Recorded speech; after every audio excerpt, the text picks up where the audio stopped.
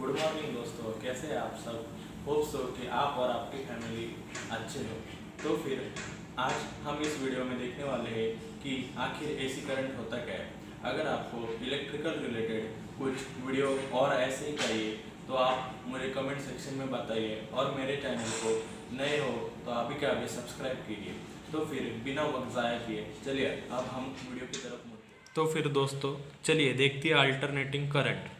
Electrical supply used for commercial and domestic purposes is alternating current. Mainly जो हमारे घरों में और दुकानों में इलेक्ट्रिसिटी यूज़ होती है वो अल्टरनेटिंग करंट की ही होती है। डेफिनेशन देखते हैं। An alternating current is the current which changes periodically both in magnitude and direction. हम इसे एक्सप्लेन करेंगे डायग्राम की मदद से। In alternating wave form there are two half cycles, one positive and other negative half cycle. These two half cycles make one complete cycle. देखिए दोस्तों, alternating current होता क्या है कि एक वेव फॉर्म होता है जो ऊपर नीचे फ्लो होता है। तो फिर देखिए इस डायग्राम को, यहाँ पर ओरिजिन होता है और इसके ऊपर का पार्ट जो होता है वो पॉजिटिव हाफ साइकिल होता है और इसके नीचे का नेगेटिव हाफ साइकिल। तो फिर हमारा करंट जीरो से स्टार्ट होकर इस तरह फ्लो हो रहा है वेव के फॉर्म में। तो फिर जो ये ऊपर हो रहा है ये पॉजिटिव हाफ साइकिल है और जो नीचे हो रहा है वो नेगेटिव हाफ साइकिल है। फिर से ऊपर और फिर ऐसे नीचे कंटिन्यू फ्लो होते रहता है। तो फिर इसी ये पॉजिटिव और नेगेटिव हाफ साइकिल को मिलाकर यहाँ पर एक कंप्लीट साइकिल हो जाती है। इसे कहते हैं complete cycle. Current increases in magnitude in one particular direction, attains maximum and start decreasing passing through zero. It increases in opposite direction and behaves similarly. ये जो करंट है ये मैग्नीट्यूड में और डायरेक्शन में इंक्रीज और चेंज हो रहा है और बढ़ के एक मैक्सिमम हाइट पर जा रहा है और फिर वापस डिक्रीज होकर जीरो की तरफ आ रहा है और वापस नेगेटिव हाफ साइकिल में घुस रहा है। वापस सिमिलरली वही हो रहा है। तो फिर इसे कहते हैं एक अल्टरनेटिंग करंट का वेव फॉर्म।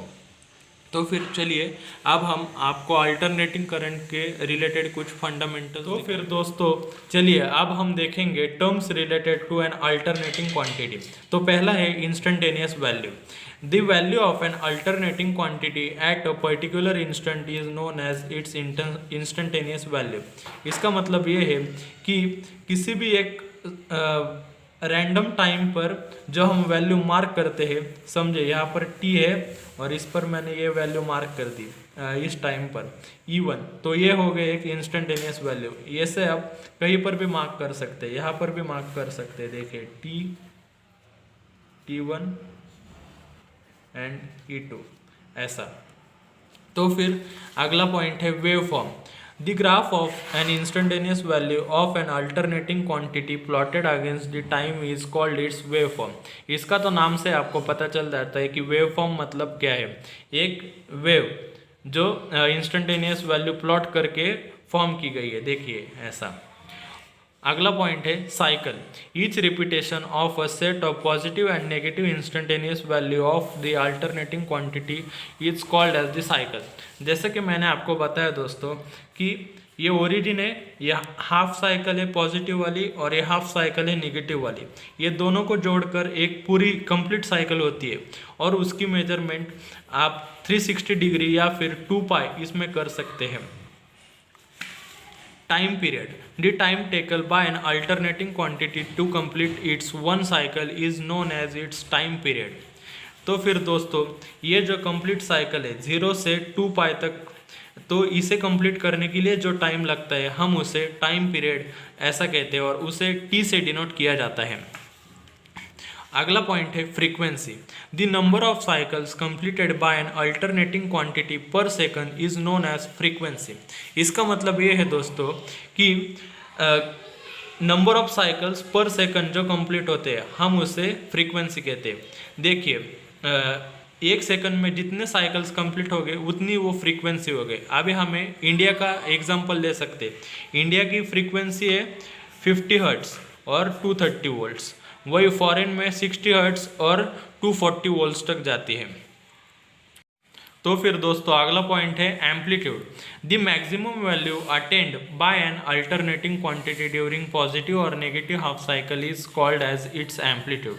एम्पलीट्यूड का मतलब ये है दोस्तों कि देखिए ये जो वेवफॉर्म है इसका एकदम मैक्सिमम वैल्यू ये है, इसका पीक है, तो फिर हम इसे एम्पलीट्यूड ऐसा कहते हैं।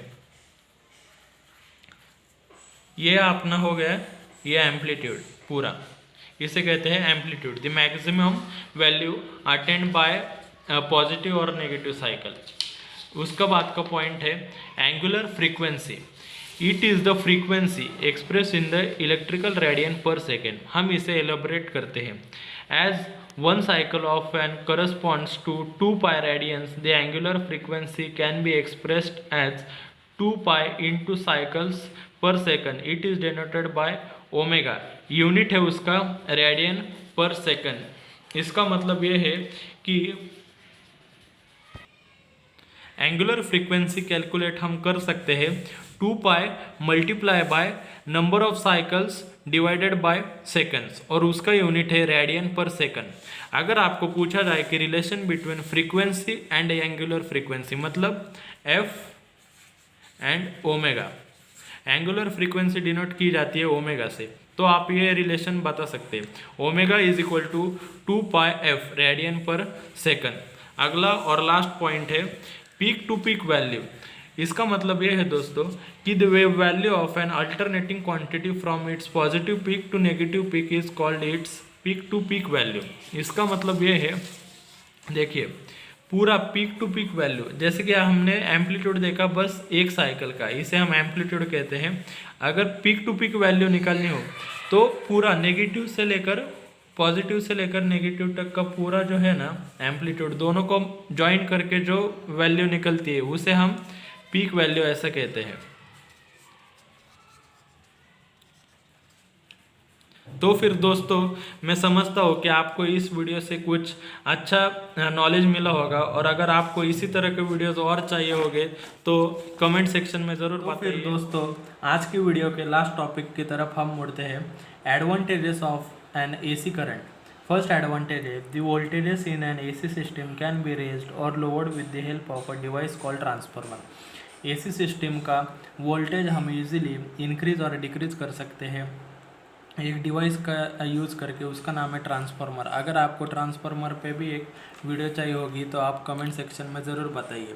सेकेंड एडवांटेज ये है as voltages can be raised electrical transmission at high voltages is possible, also it is economical and efficient. Voltages बढ़ाने के बाद उसका इलेक्ट्रिकल ट्रांसमिशन भी बहुत लो बजट होता है और वो बहुत असरदार होता है। थर्ड एडवांटेज है the construction and the cost of alternator is low. High AC voltages of about 11 kV can be generated and can be raised up to 220 volt for transmission purpose. Alternator का construction cost जो होता है वो लो होता है, और उससे जो हम स्टेप अप करके वोल्टेजेस को बढ़ाते हैं उसका ट्रांसमिशन भी ईजिली हो जाता है। आखिरी एडवांटेज ये है कि whenever it is necessary an AC supply can be easily converted to obtain DC supply। इसका मतलब ये है दोस्तों कि AC सप्लाई का यूज़ करके हमें जब चाहिए तब DC सप्लाई भी हम कर सकते हैं।